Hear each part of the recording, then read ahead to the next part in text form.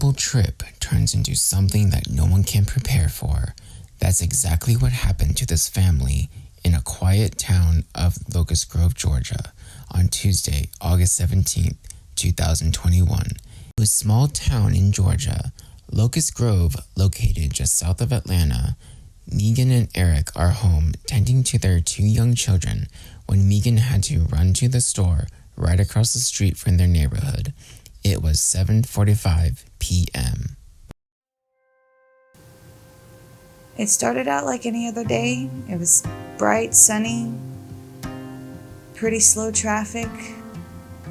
Woke up, went to work, got off of work, played with the kids a little bit, and went to go take a break. I went and cashed a check. I went shopping to grab a few things, and then I went and grabbed lunch for me and my husband and came home.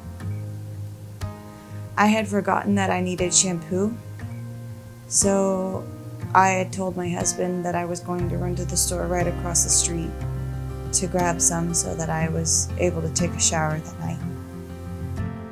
During the moments of the accident, I was sitting taking a break, watching TV, and I heard a noise, but I wasn't really paying attention to it, but it was a loud boom coming from outside of the neighborhood.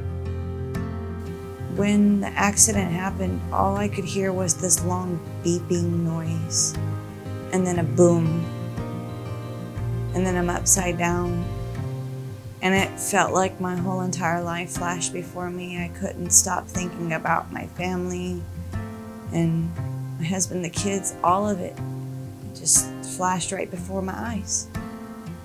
And I felt scared and panicked. Well, at first when she called and said she was T-boned, I thought it was some kind of a joke. Then I started putting a few things together with the loud boom that I heard and started hearing the sirens, and then kind of went into shock and then went into survival mode to try to get to her. It took a really huge toll on my mental health. I took a very long time getting back behind the wheel. I felt like I've taken a huge step back, but I try each day to try to encourage myself to keep going. After the accident, I loaded all the kids up in the car, got to the hospital to make sure she and the baby were okay. Sitting here thinking now about the whole accident, if I would have just stopped her for a few minutes, the accident probably would have never even happened. I feel like I've made some progress, but I feel like knowing that I survived that, I somehow feel a little guilty, but happy at the same time. I'm just glad that in the end, she was okay. I know it's tough on her to get back behind the wheel, but I'm just grateful that her and the baby are safe. It was around 7:45 p.m. I told my husband I would be right back. I gave him a kiss, got in the car, and proceeded to drive to the store across the street. The song Too Good to Not Believe was playing, so I turned up the sound as I pulled out of my neighborhood. Traffic had started to pick up some, so I stopped to wait for a chance to turn into the store entrance. The sun was at that perfect spot to create a blind spot on the whole entire entrance of the store. I could see the wheels of cars coming down the hill where the entrance was, so I waited for them to pass. I did not see anyone else, so I took the turn. I can remember hearing the other driver holding their horn for about 30 seconds, and then boom. I blacked out on impact. I come to upside down. I could hear the hysterical screams of the other driver, I could see people running to both of our cars. One person finished breaking my passenger window to help get me out of my vehicle.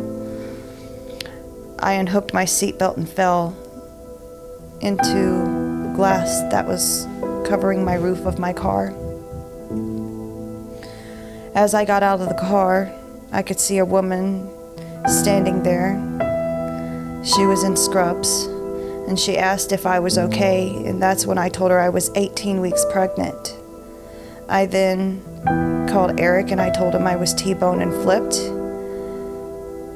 and all I could think about was him and my other 2 children, how they were home and not able to get to me. Everyone was calling 911, and as I stood up to look at my car to see the damage, at that point, first responders had already shown up. Police was asking so many questions. One lady come up saying that my car was flipped 2 times and landed upside down. Everything seemed to move so fast. I was rushed to the hospital where I found out that the baby was okay. I was later released and I went home. The next day I had my husband take pictures of the car and the crash site. The other driver was speeding and I just didn't see them in time. When Eric come home with most of the stuff from my car, I asked to see the photos. I just wasn't prepared to see how bad it was.